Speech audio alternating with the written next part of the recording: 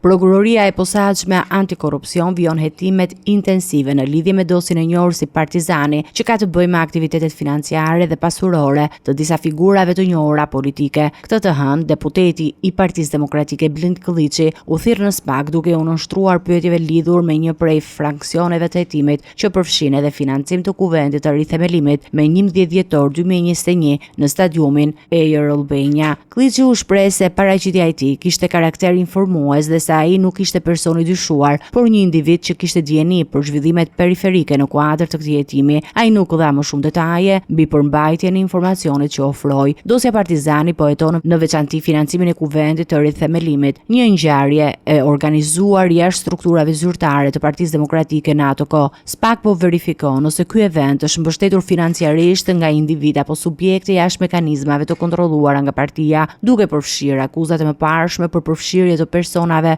me lidhje të dyshimta financiare, sipas deklaratave të Lulzim Bashës në ato kohë.